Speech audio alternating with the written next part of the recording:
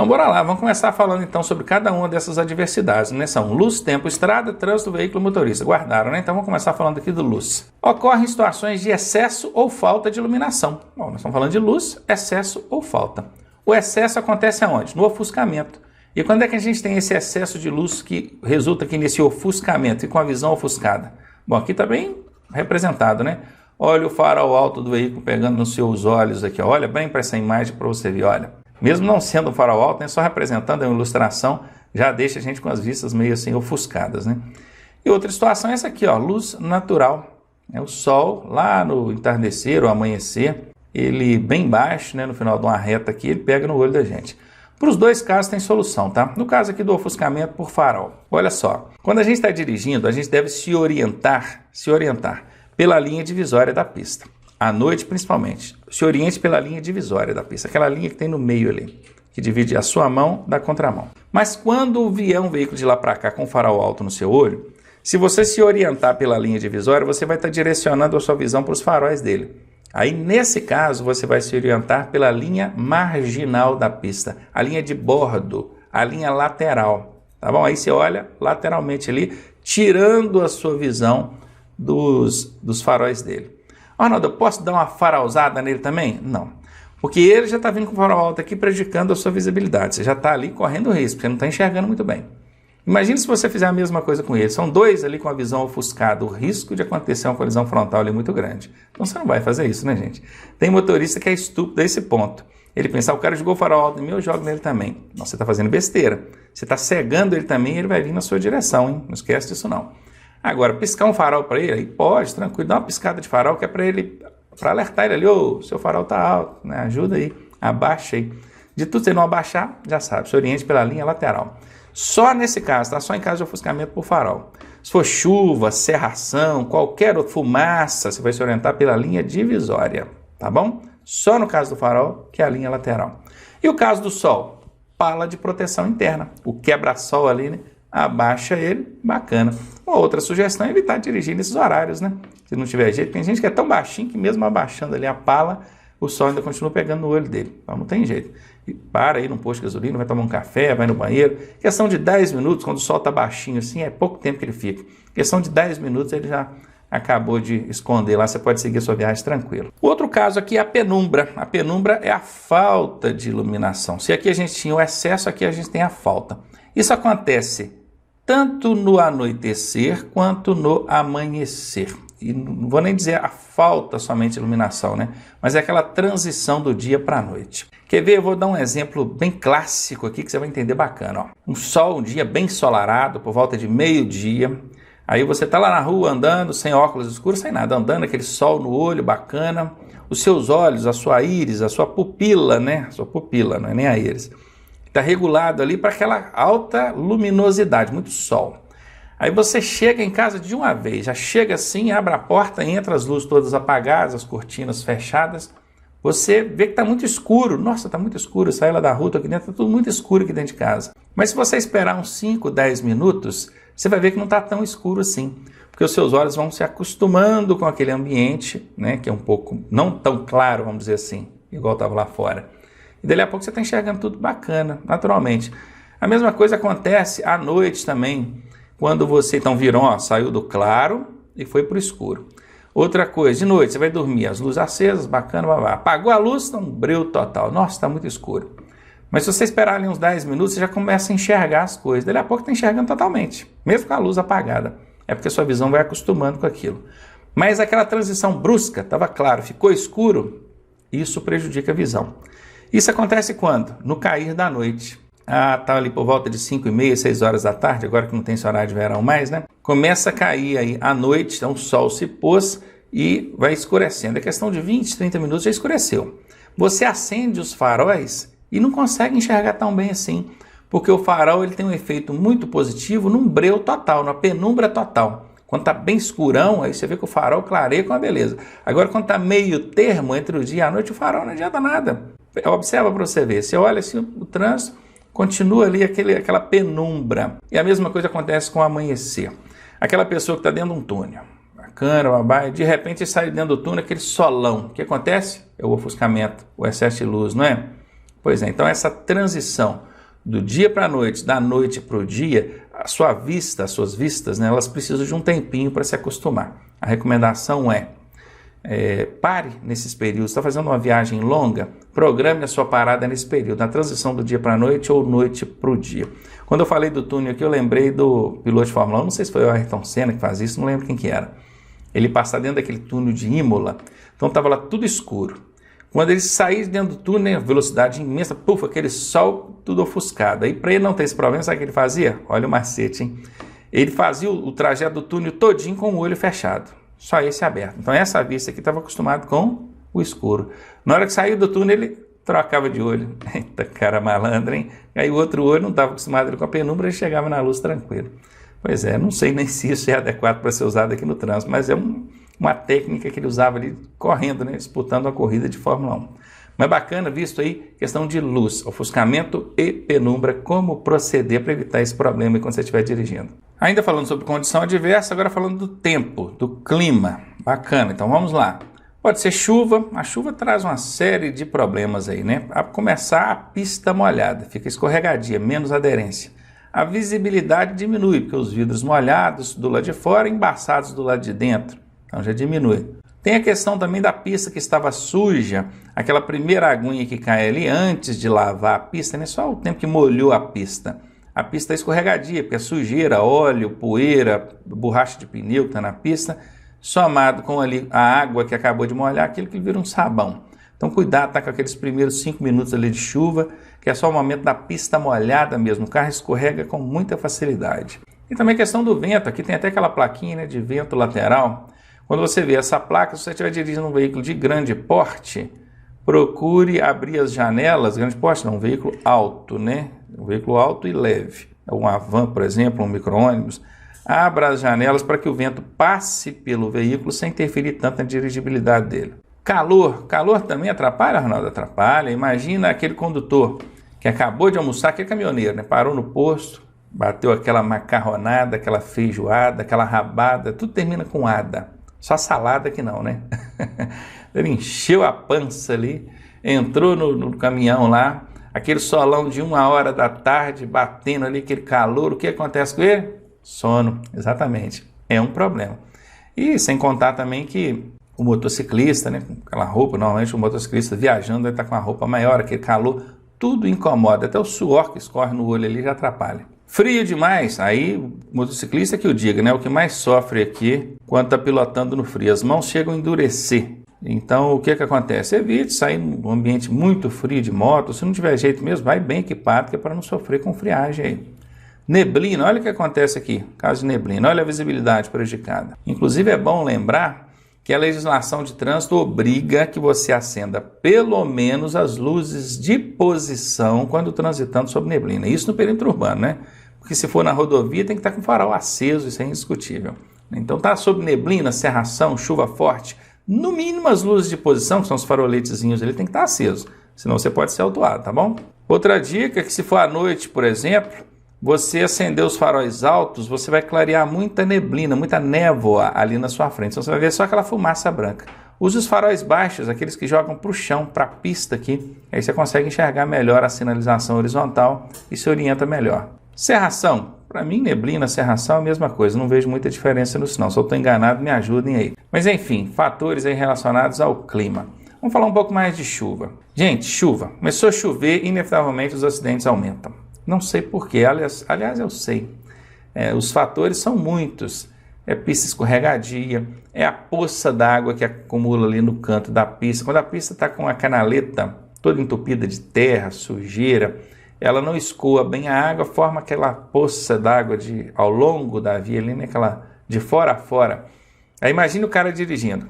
Ele está aqui na mão direção dele. Quando ele percebe que tem aquela poça d'água no canto que vai toda a vida, ele chega o carro um pouco mais para o meio da pista aqui, às vezes até pegando um pouco daquela faixa amarela ali, né, no centro da pista. Para quê? Para fugir da poça d'água. Aí, de repente, vem um caminhão de lá para cá, o que esse camarada faz? Ele precisa voltar, não precisa? E ele volta sem diminuir a velocidade. As duas rodas da direita passam dentro da poça d'água e as duas rodas da esquerda fora da poça d'água. O que acontece? Você já deve ter visto alguém dirigindo, às vezes estava no banco carona, e ele passou com duas rodas dentro da poça d'água. O que acontece? Se ele tiver em muita velocidade, você sente que o carro dá aquela segurada, faz assim, dá aquela segurada ali. E segura só nas rodas que passaram dentro da água. Enquanto essas do lado direito que passaram na poça d'água ali com a força, né, prendendo o carro, a esquerda está na pista molhada, escorregadia. Qual que é a tendência? As rodas esquerdas deslizarem e as rodas direitas aqui estão dentro da poça d'água ficar. Esse carro vai fazer isso, ó, ele vai deslizar. O lado do motorista aqui, ó, vai na direção daquele veículo que vem em sentido contrário. É uma colisão na porta do motorista, normalmente é fatal. Então é aí que tá. Cuidado com isso. Chuva é problema. E os motoristas sabem disso, mas não adotam as medidas de cautela necessárias. Não diminuem a velocidade, dão essa bobeira com o lance da poça d'água aqui. Acontece o lance da aquaplanagem também, que é o espelho d'água. Tem um macetinho muito bacana em relação ao espelho d'água, a aquaplanagem. Você está dirigindo ali, presta atenção no retrovisor interno aqui, ó. Se você consegue ver o rastro do seu carro ficando na água lá para trás, significa que os pneus do seu carro estão cortando a água, eles estão tendo contato com o chão. Se você não está vendo o rastro, meu amigo, seu carro já está aquaplanando. Se você tocar no freio, seu carro vai rodopiar e o acidente vai acontecer. Gostou da dica aí? Pois é, então anda devagar que é melhor do que correr o risco, tá? Prosseguindo ainda, condição adversa, agora falando de via, pista, estrada. Aí vem vegetação na pista, muito mato, né, nas bordas, nas margens da via, atrapalha você ver a curva lá na frente, atrapalha você ver a sinalização. Então, falta de acostamento, essa pista aqui também tem esse problema, né? Não tem acostamento nenhum, olha. Perigoso isso, não tem para onde correr. Buracos demais, né? Parece que tá andando na lua, tem buraco pra caramba. Problemas de engenharia, lembra que eu falei que a engenharia ela tende a sobrelevar, né, a pista no sentido contrário à força da física? Pois é, se a engenharia não fizer isso, a força da física vai atuar mais fortemente sobre esse veículo, jogando ele para fora ou para dentro da curva. E quando a engenharia é contrária? Quando ela, ao invés de sobrepor o lado externo da curva, ela sobrepõe o lado de dentro. Aí é a física mais a engenharia jogando o veículo para fora. E eu conheço lugares assim. Tem um lugar, inclusive, aqui próximo de onde eu moro, que tem um lançante, uma descida forte de uns 300 metros. E é uma reta.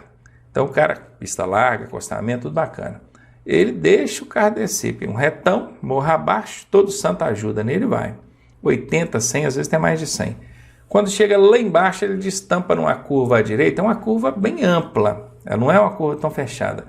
Mas aí a curva é para a direita e a pista é sobrelevada do lado de dentro, aqui, ó, jogando o carro para fora. Vira e mexe, alguém tenta fazer aquela curva, ele não consegue, ele vai para a contramão e colide com um caminhão, quem vem de sentido contrário. Eu mesmo tive a infeliz experiência de perder 3 amigos naquela curva. Eram 4 dentro do carro, 3 vieram a óbito e 1 ficou gravemente ferido por conta de falha na engenharia, somada à inexperiência desses condutores, ou do condutor, né, que era um só que estava dirigindo. Ele, no lançante, desceu, não tinha conhecimento dessa força da física jogando o veículo para fora, a engenharia falhou nesse ponto, o veículo foi para a contramão, colidiu frontalmente com a carreta. Foi horroroso, foi horrível, mas enfim, é isso que a gente precisa conhecer para evitar que o acidente aconteça. Condição adversa, trânsito agora. Então, se o trânsito está muito congestionado, o motorista estressa, né, que é congestionamento, ele estressa e começa a ultrapassar onde não pode, buzinar, olha o pedestre aqui no meio, olha, tem uma criança atravessando, correndo aqui no meio, olha que perigo. Loucura isso, né?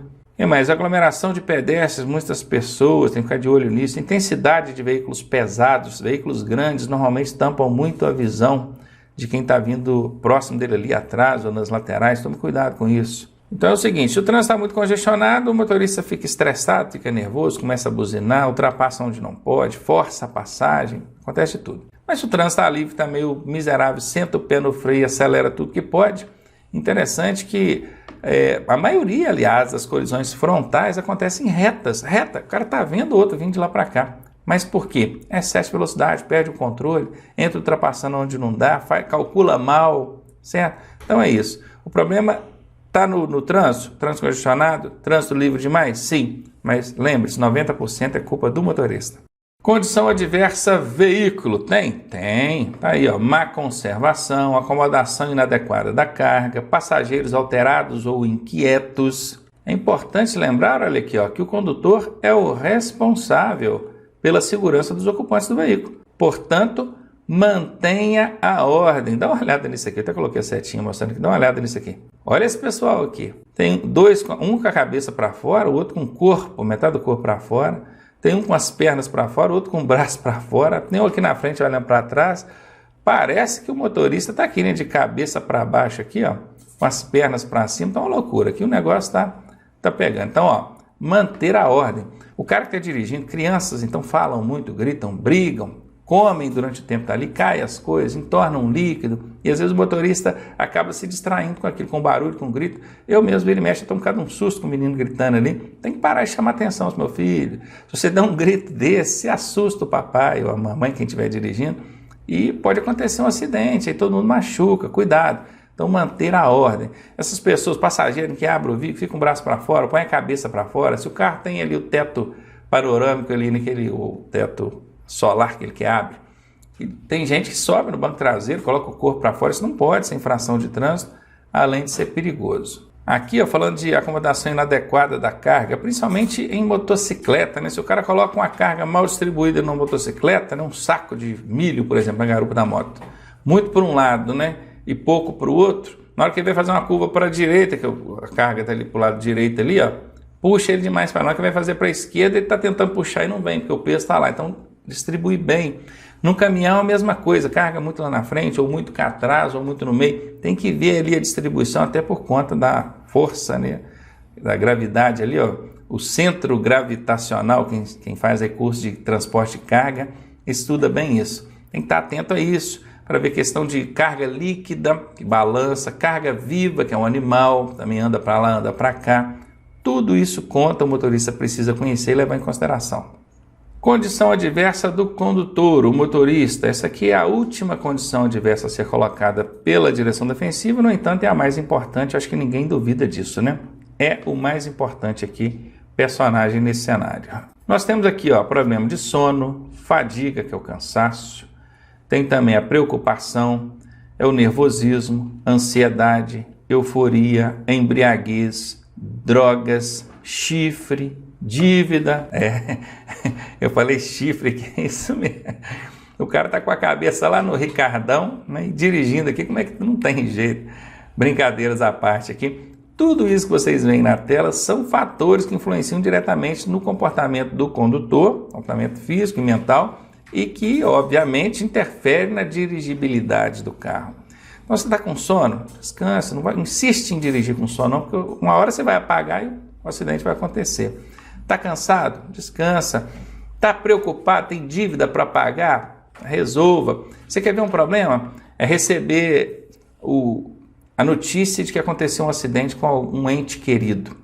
Aí o cara está em casa, tranquilo, um domingo à tarde, só aconteceu um acidente lá com seu filho, não sei aonde. O cara passa a mão no carro e sai louco. A chance de acontecer um acidente com ele é muito grande. Não é uma oportunidade adequada, um momento adequado para você dirigir. Peça alguém para ir dirigindo para você. Viram aí? Então, quando eu brinquei que chifre, dívida e tudo, é porque, na verdade, isso interfere diretamente no comportamento e, consequentemente, isso vai refletir na maneira de você dirigir. Bom, terminamos então a parte de condições adversas. Vamos ver agora tipos de colisões. O pessoal chama de batida, né? Teve uma batida entre dois carros ali, são as chamadas colisões. Tem a colisão com o veículo da frente, aquele que vai logo à sua frente, você colidiu com a traseira dele, né?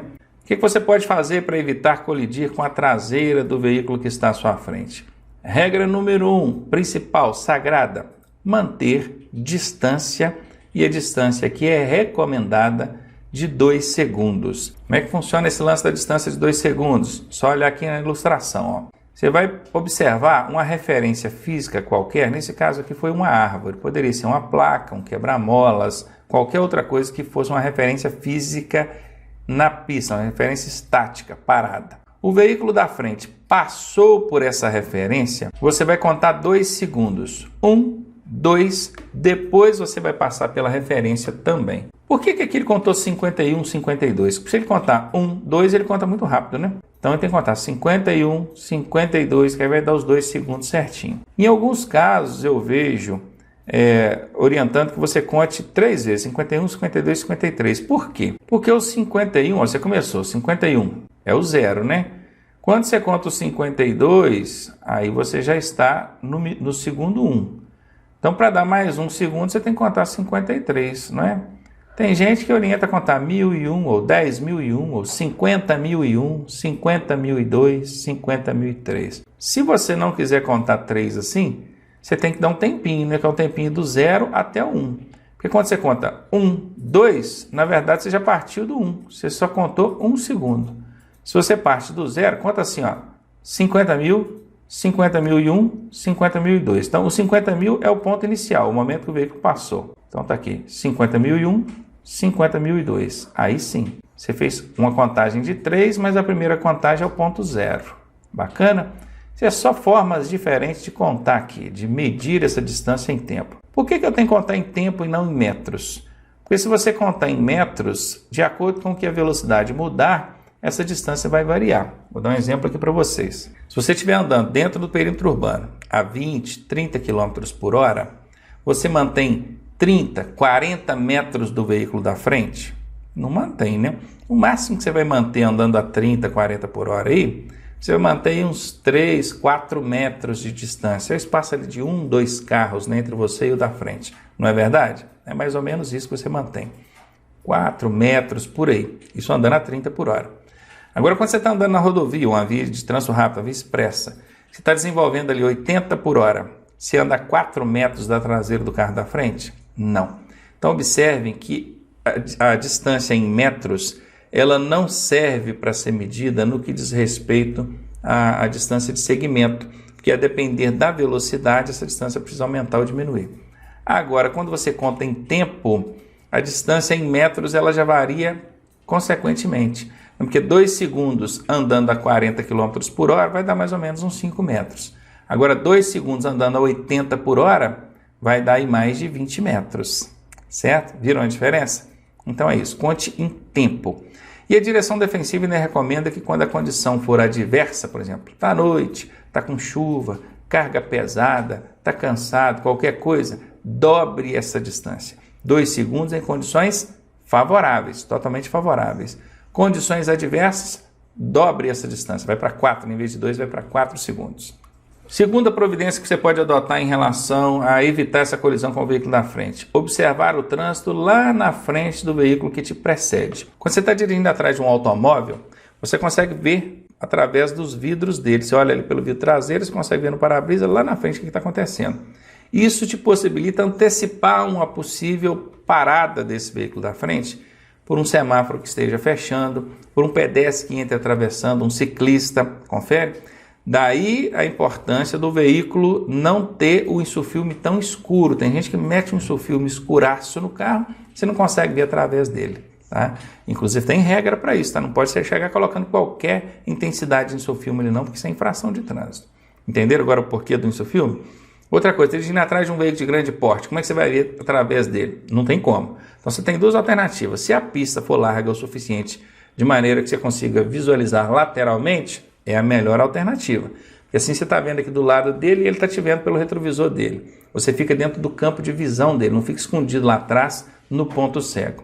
Agora, se não tiver jeito, aumente a distância, porque o risco aí aumentou, né? Você não está tendo uma visão lá na frente. Então, bacana, tem essa questão de estar atento ao que acontece lá na frente, né, desse veículo que te precede, que é aquele veículo que está à sua frente. E tem também ficar atento aos sinais emitidos pelo veículo da frente.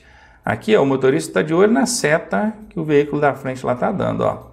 Se você está atento na sinalização que ele emite, bacana, você já sabe o que ele vai fazer, já evita de você ser pego de surpresa e colidir com a traseira dele. É claro que para isso funcionar bem, quem está na frente tem que sinalizar de forma correta e com antecedência adequada. Viram agora por que deixar de dar uma seta é uma infração de trânsito grave?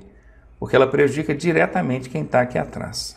Bom, se nós vimos como evitar colidir com o veículo da frente, agora a gente vai ver como evitar que o veículo de trás colida com a traseira do seu carro. Quais são as providências? A regra básica, principal, não parar bruscamente, de forma inesperada. Se você está aqui, tranquilo, e do nada você mete o pé no freio, a chance de quem está atrás colidir com a traseira do seu carro é gigantesca. Confere? Então, ó, lá, para evitar de bater com o veículo da frente, né, na tela anterior, a gente mantém distância. Agora, para evitar que o outro bata na traseira do seu carro, é não parar bruscamente. Outra coisa, facilitar a ultrapassagem. Evitar que outras pessoas andem colados na traseira do seu carro. Eu não sei porque tem gente que parece que não teve infância. Ele não gosta de ser ultrapassado, não. Parece que ele está numa disputa ali no trânsito, né? A verdade é essa. Gente, vê se eu vou querer que motorista fique andando colado atrás de mim, ficar segurando ele de forma alguma. É uma coisa que me incomoda. Se eu ver que tem um motorista atrás de mim, eu fico prestando muita atenção no retrovisor e pouco na frente, porque eu fico incomodado com ele, isso é até perigoso. Então eu sou o tipo do motorista que, quando eu percebo que alguém está vindo em maior velocidade, antes dele chegar em mim, eu já encostei e já deixei ele passar. Vai embora, meu filho. Sai da minha traseira. Ficar segurando gente atrás de você, ele vai te pressionar, vai andar colado. No menor erro de qualquer um dos dois, a colisão vai acontecer com a traseira do seu carro. O que mais? Definir o seu trajeto e sinalizar com antecedência. O definir o trajeto é não ficar em dúvida. Você não pode chegar dentro do cruzamento para pensar para que lado você vai. Até porque antes de chegar lá você já tem que ter sinalizado, dado a seta ou o sinal de braço, se possível até os dois, né? E também posicionar adequadamente. Vai virar para a direita? Chega o carro para a direita. Vai virar para a esquerda? Chega o carro para a esquerda. Tem todo um procedimento para você fazer a mudança de direção de forma adequada. Quer fazer uma baliza ali na frente, que viu uma vaga? Bota o bracinho para fora, sinaliza com o braço, né? Tipo assim, ó, vou diminuir a velocidade ao parar. Não tem aquele sinal que o motorista estica o braço assim, ó, na horizontal e balança? Pois é, quem está vindo atrás já percebe que você vai fazer uma imobilização ali e já mantém uma distância maior. Agora, se você dá só a seta para a direita, às vezes o cara de trás não entende muito bem, cola na traseira, como é que você volta fazendo a baliza? Então, tudo isso ajuda, tanto para evitar acidente, como ajuda também na desenvoltura, fluidez do trânsito. Colisão frente com frente, agora é os dois colidindo frontalmente, olha cá, puf, batida frontal. Isso aqui acontece 90% das vezes por conta de ultrapassagens mal planejadas ou realizadas em locais proibidos. Nesse caso aqui, não precisa nem dizer, né? Olha, linha dupla contínua. Eu não sei quem que estava ultrapassando, eu sei que independentemente de quem fosse, estava errado. Porque a dupla contínua não permite ultrapassar em nenhuma das direções.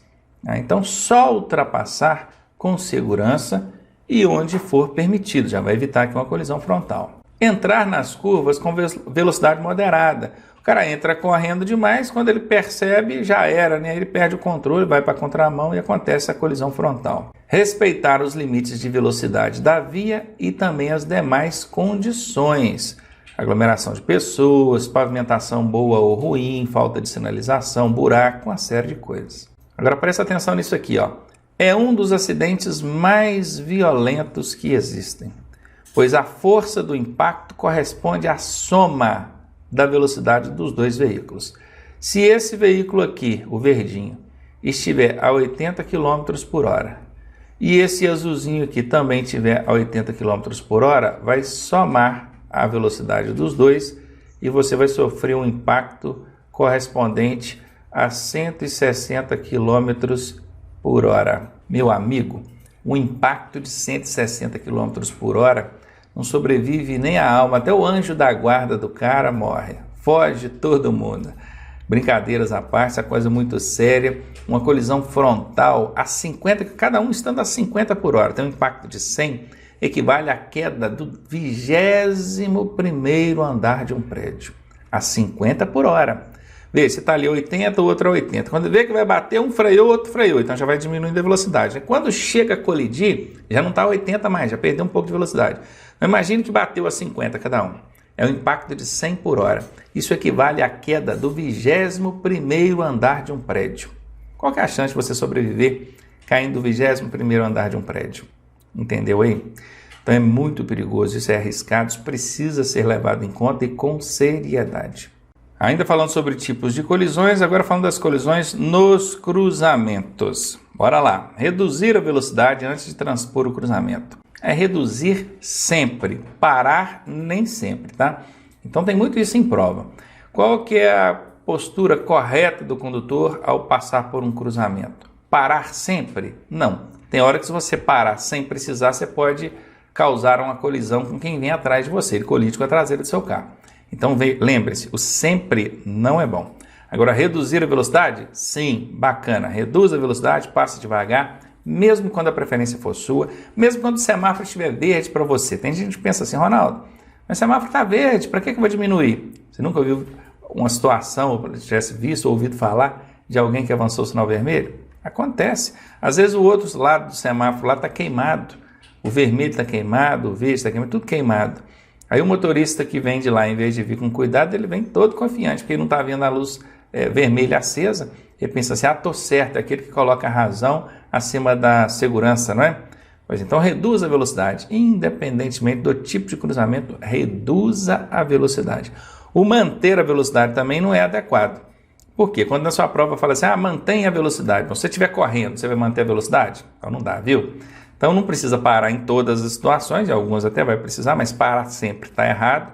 Manter a velocidade pode estar errado, a depender da situação. Agora o reduzir não tem erro. Reduz a velocidade, tranquilinho, de boa. Olhar para os dois lados, olhando primeiro para a esquerda. Por que eu tenho que olhar primeiro para a esquerda? Porque aquela via transversal ela tem mão e contramão. E a faixa de trânsito que você alcança, que você atinge primeiro, que você invade primeiro quando está transpondo, é a do veículo que vem da esquerda. E é justamente aquele que colide com a porta do seu lado aqui, né?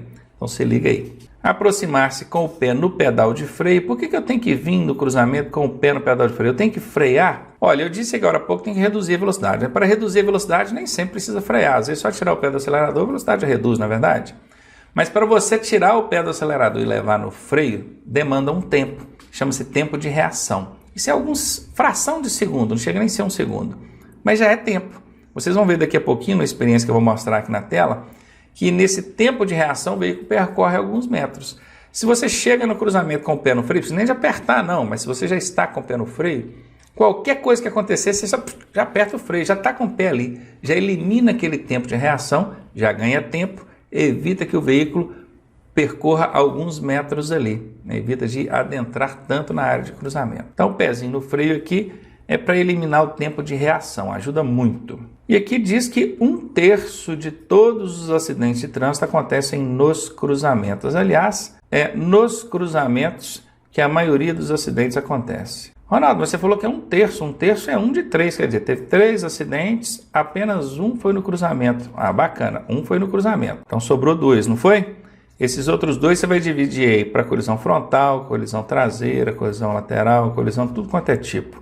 E aí, onde que acontece a maioria dos acidentes? É ou não é nos cruzamentos? É, né? Então não tema com o professor aqui não, tá? Bora lá. Colisão nas ultrapassagens. Falei agora há pouco da colisão frontal, que ela acontece a maioria das vezes por conta de ultrapassagens mal planejadas, mas nem sempre, né? Às vezes o motorista estava com sono, na reta, coisa e tal. Aqui a gente já vai falar das ultrapassagens mais especificamente. Então vamos lá. Observar as condições de segurança, espaço e visibilidade. Bom, aqui não tinha espaço e nem visibilidade, né? Porque tem uma curva vindo aqui. Olha a curva. Ó. Se tiver um veículo vindo aqui, ó, quando esse camarada aqui acabar de fazer a ultrapassagem, né? Se ele passar esse caminhão aqui, ó, quando ele voltar, ele já vai estar dentro da curva já, quase confrontando quem vem no sentido contrário. Isso sem contar a linha contínua aqui, né? Tá nítida aqui que não pode ultrapassar. Isso aqui é o tipo de infração gravíssima. Olha, aliás, eu coloquei aqui 5 pontos, mas são 7 pontos. É gravíssima, vezes 5. Tem uma multa ali multiplicada por 5. Ultrapassar em local proibido assim pela sinalização. Só ultrapassar em locais permitidos. Aqui é proibido, tá dando para ver isso, né? E manter distância lateral de segurança. Vai fazer ultrapassagem? Mantenha a distância aqui, ó, lateral. Não passa coladinho no carro que está do seu lado, não. Tá? Quando estiver ultrapassando, observe o retrovisor aqui, ó. Você viu o carro que você está ultrapassando pelo retrovisor, significa que ele já ficou para trás, então você já pode retornar a faixa de origem. Eu estou sinalizando isso tudo aqui, gente, representando, mas é óbvio que nessa situação aqui não pode ultrapassar de jeito nenhum, né? Claro.